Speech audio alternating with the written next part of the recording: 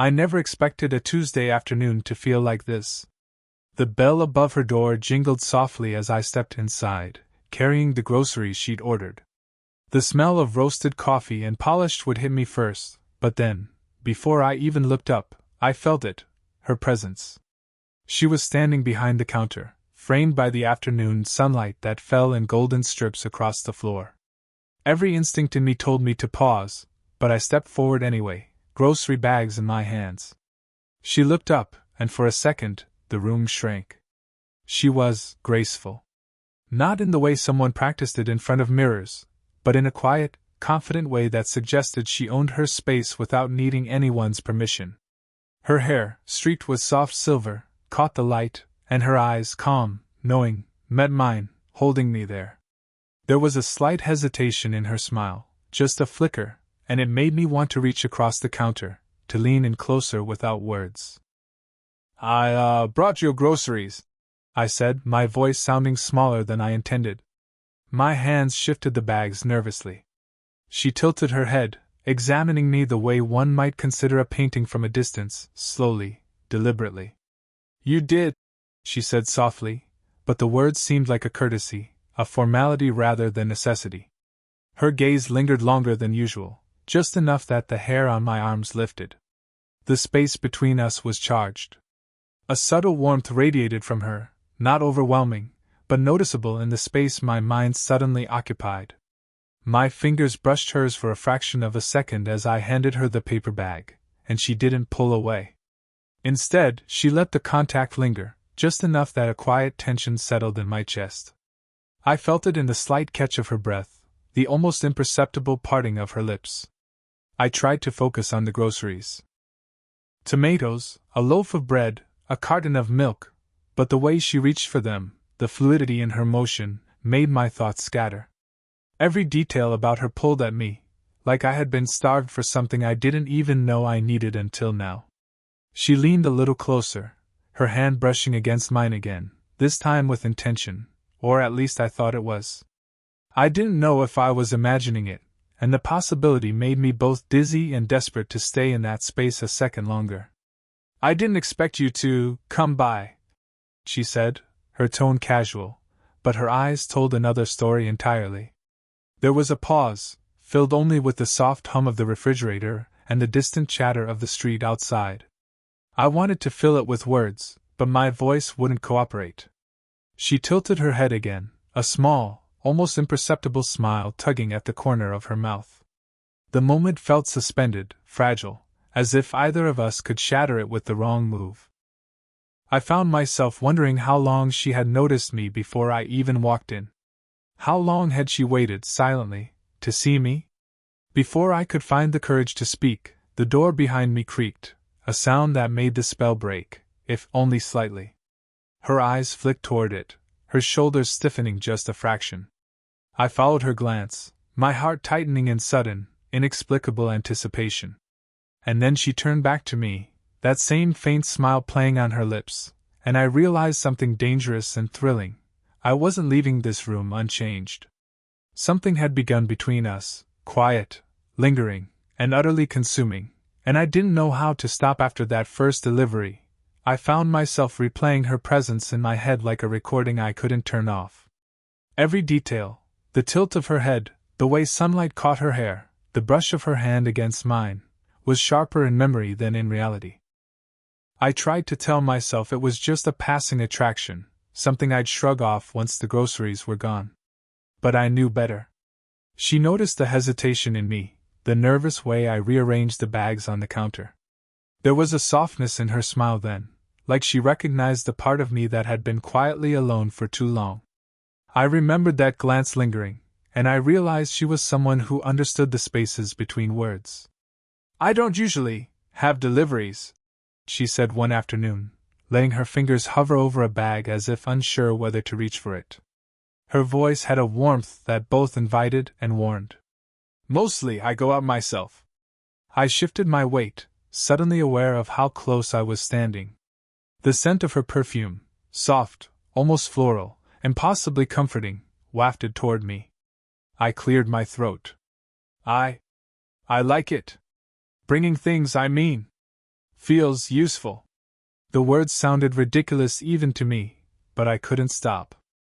She smiled then, the faintest quirk of her lips, and leaned in just enough that I felt the heat of her shoulder brush against mine. It was accidental, or maybe deliberate, and my pulse thumped in a way I tried to hide. She pulled back quickly, as if she hadn't meant to get that close, but the electricity between us lingered, buzzing in the space that remained.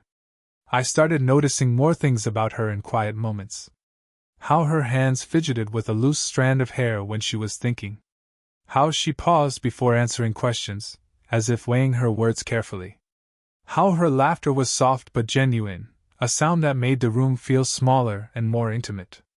And I realized she carried a quiet loneliness too, one that mirrored my own in strange, unsettling ways.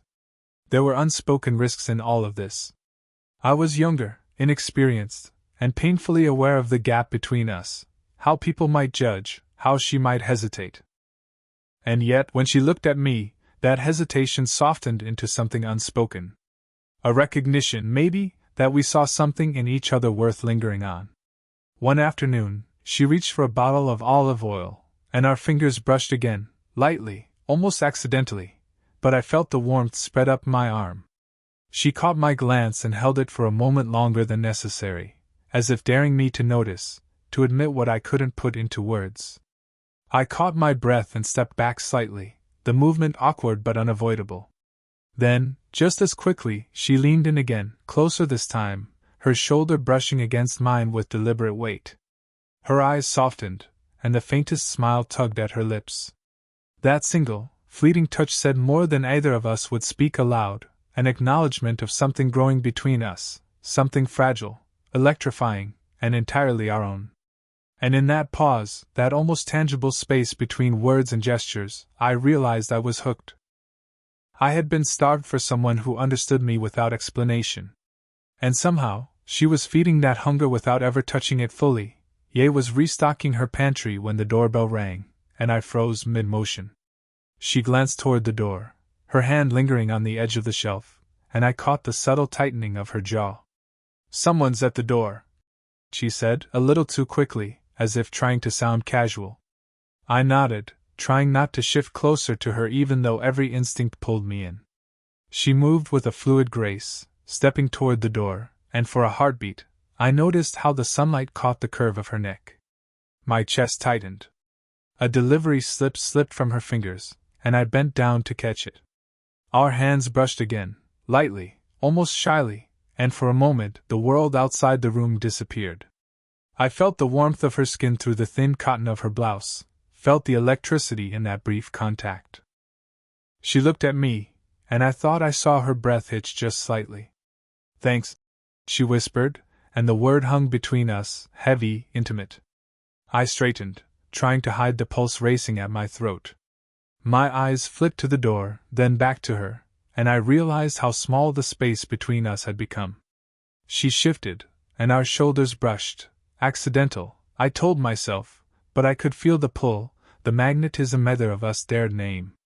Then the sound of a message pinged on her phone, startling us both. Her hand trembled as she picked it up, and the brief glance at the screen was enough to break the fragile spell. She read it quickly, biting her lip, and I noticed how her fingers lingered over the device, as if resisting the interruption of her attention. I wanted to say something, anything, to fill the silence, but my words stuck in my throat. Instead, I just watched her, memorizing the curve of her cheek, the way her lashes cast shadows across her skin. She caught me staring and held my gaze for just long enough that I thought the air might combust between us. We moved closer without noticing, inch by inch, until the faint brush of her hair against my cheek made my stomach flip. I could smell her perfume now, warm and intoxicating, a heady mix of vanilla and something softer, earthier, entirely her. Her hand hovered near mine, almost touching, almost daring me to cross a line neither of us was ready to acknowledge.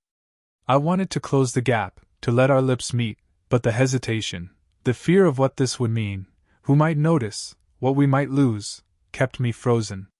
And yet, in that moment, we were closer than ever.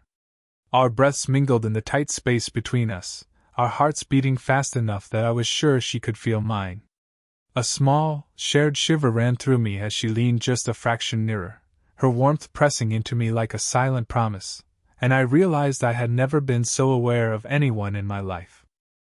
The phone beeped again, snapping her attention, and the spell broke, but only barely. Even as she stepped back, her eyes didn't leave mine. And neither did mine from her. We were pulled together, invisible cords binding us tighter than either of us wanted to admit. The rain came suddenly, pattering against the windows and filling the small room with a rhythm that matched my heartbeat. She was standing near the counter, folding a dish towel, but I couldn't focus on the mundane motion. All I could see was her. The way her hair clung slightly damp near her temple, the slight tremble in her fingers, the curve of her shoulders. "Why are you looking at me like that?" she asked softly, but there was no accusation, only curiosity, and maybe a trace of longing. I swallowed, my mouth suddenly dry. I don't know," I admitted. The words sounded small, fragile, but they were honest. Every part of me wanted to step closer, to reach out, but I couldn't tell if she wanted that too. She set the towel down and turned, just enough that her shoulder brushed mine. The sensation shot through me like electricity. My hand lifted almost of its own accord, hesitating near her hair, and I could see her eyes flicker to it, aware but unmoving. My fingers brushed a stray strand from her face, and she inhaled sharply, the sound barely more than a whisper. "I shouldn't," she murmured, and I could hear the unspoken, shouldn't, can't, don't. And yet, her body leaned into mine the slightest fraction, just enough that I could feel the warmth of her side against me. I closed the gap between us almost without thinking. I can't stop noticing you," I whispered, my voice low, close to her ear. The words hung there, weighty and fragile. Her breath hitched, and she turned to face me, her lips parted slightly. There was fear there, yes, but something else too, something raw, unguarded. My chest ached with the tension between us, the impossible pull of wanting her, and knowing we shouldn't. "I've been feeling this too," she admitted, her voice trembling. "More than I should. She stopped, as if the words themselves might undo her carefully maintained composure. The room seemed impossibly small, the rain outside a distant drumbeat compared to the thundering of my pulse. I reached up, cupping her cheek, and she leaned into my hand, closing her eyes briefly. My thumb brushed across her skin, and I felt her shiver against me. We were inches apart now. I could feel her breath against my lips, taste it almost. I could feel her heartbeat through her chest pressed against mine. Every rational thought screamed to stop, to pull back, but desire was louder. And then, just as I leaned in, as if the next moment would finally erase the distance, the sharp sound of the phone ringing cut through the tension. Her eyes snapped open, wide and startled. We both froze, suspended on the brink of something irrevocable. For a heartbeat, the world narrowed to the space between us, the warmth, the brush of her hair, the ache of waiting, the temptation that neither of us could resist. And then she stepped back, just barely, her hand lingering against mine as if to say, "Not yet," but soon. I was stacking boxes in the corner when I heard it, a voice from outside, too familiar to ignore. Her assistant, talking just a little too loudly on the phone, passing near the window. And then my stomach dropped. One phrase floated through the gap in the blinds. "He's always here, too close, I think she." I froze. My hands trembled slightly, and when she stepped closer, I felt her body brushing against mine before I even realized it. Her presence was suddenly both comforting and dangerous, like a fire I wanted to touch despite knowing it would burn. She turned toward me, eyebrows raised, and I could see that she had overheard the same words. Her lips parted slightly, a sharp inhale, and she stepped just a fraction back, but close enough that our shoulders still brushed. The tension between us didn't dissipate. If anything, it thickened, heavy and impossible to ignore. "Do you trust me?" she asked quietly, her voice low, almost shaking. I could see her hand clench briefly at her side, then relax. I knew the question wasn't just about the outside world. It was about us. "I do," I said, my voice firmer than I felt. But I didn't move, didn't dare. My chest was tight, my palms sweating. I could feel the warmth radiating from her, the gentle scent of her perfume, the almost tangible pull that made it impossible to step away entirely. She tilted her head, letting her gaze linger, and I noticed how close she leaned, just enough that the small space between us felt electric. My breath hitched. I wanted to close that space, wanted to erase the fear and hesitation with a single step, but a sliver of caution held me back. "I didn't know if I should tell you," she whispered. "I've felt this for longer than I should. And maybe everyone's watching, but—" Her words trailed off as her fingers brushed mine, lightly, almost accidentally, but the contact made my heart lurch. Her closeness was unbearable, intoxicating. I could feel her shoulder press slightly against mine, could sense the subtle tremor in her hands. Every rational thought begged me to pull back, to pretend we weren't teetering on the edge. And yet I couldn't.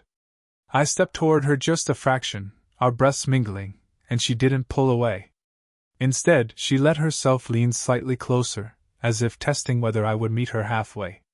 The unspoken admission hung between us like a spark in dry grass, dangerous, irresistible. The sound of the phone pinging again reminded me that the world outside wasn't gone. But inside, everything had shifted. What had felt safe moments ago now felt precarious, thrilling, terrifying. Her eyes met mine, wide and luminous, and I knew the choice was ours. Step back, pretend this never happened, or lean in, let the inevitability take over. And in that pause, the silence crackling between us, I realized I was already too far gone to step back. The rain had slowed to a drizzle, leaving the windows streaked with silver light.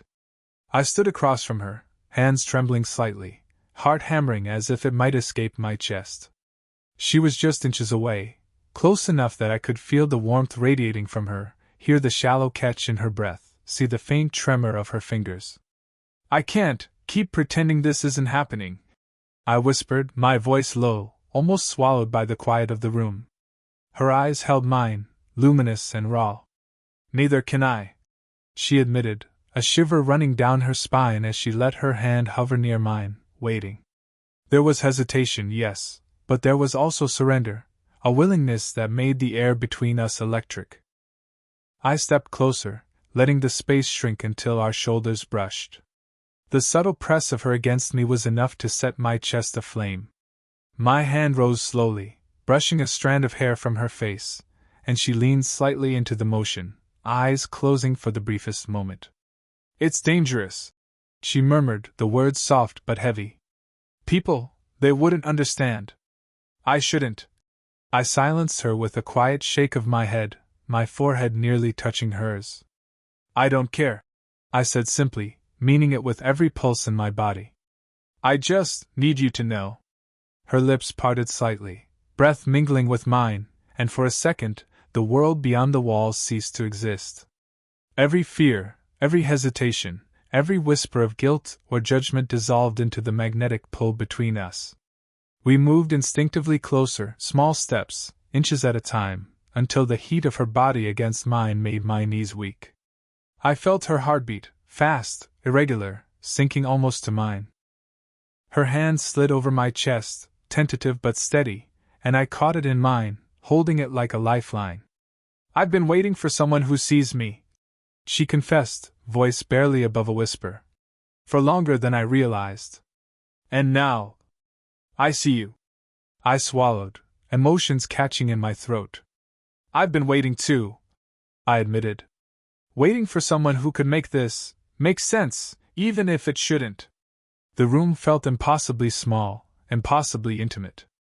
We lingered in that fragile space, bodies just shy of full contact, breaths mingling, hearts beating in tandem. There was no rush, just the raw, messy honesty of two people finally allowing themselves to feel what they'd been holding back for so long. And in that stillness, I knew we understood each other fully now. The hesitation, the risk, the desire, it was all out in the open. We couldn't undo it. But we didn't want to. We stayed there, suspended, letting the moment stretch, letting the world wait outside. Every unspoken word, every lingering touch, every tremor of breath said what we hadn't dared speak before.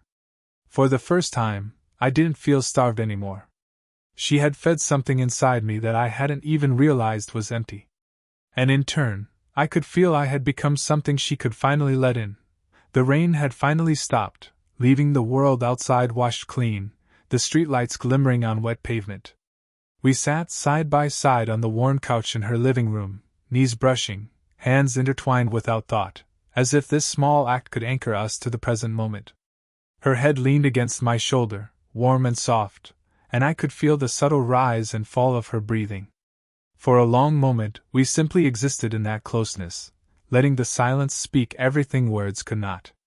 The tension, the fear, the hesitation, all of it had faded into something gentler, something that felt like home.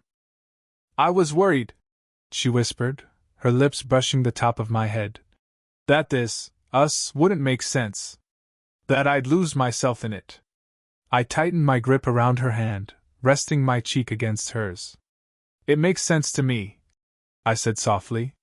"Every second, every look, every touch. It's the only thing that's ever felt right." She chuckled quietly, the sound vibrating through her chest and into mine, and I realized I could listen to it forever. She tilted her head up, and our eyes met, no hesitation, no distance, only the warmth of shared understanding. I leaned down and pressed a gentle kiss to her forehead, careful, tender, and entirely full of meaning. "You really see me," she said, her voice breaking just slightly. "Don't you?" "I do," I whispered, tracing circles with my thumb over the back of her hand. "Completely." The age gap, the fear of judgment, the whisper of doubt that had lingered for weeks, they all seemed trivial now. Nothing mattered except this, the quiet certainty that we had found something worth holding on to. That we had found each other. We shifted slightly, curling closer, her hair brushing against my cheek, my arm around her shoulders, a protective yet unassuming embrace. The room was warm, the rain-muted light soft against her skin, and I felt a rare sense of peace settle over me. She rested her head against mine again, sighing softly, and I knew she felt it too, the completion, the connection, the quiet triumph of vulnerability rewarded. Minutes passed like hours, yet no one moved, no one spoke, save for the occasional soft inhale or whispered word of reassurance. And in that stillness, the world outside ceased to matter. There was only us, flawed, human, messy, and entirely real. Finally, she lifted her head just enough to look at me, eyes glistening, and whispered, "I'm glad you delivered those groceries." I smiled, brushing a stray lock of hair behind her ear. "Me too," I admitted, and it was true in every sense. The room was quiet again, but it was the kind of quiet that filled you up, the kind that made every heartache and hesitation worth it. We stayed that way, hands still intertwined, foreheads touching, both of us fully present in the warmth of each other's presence. And in that moment I knew, this was ours, entirely, undeniably, and beautifully human. It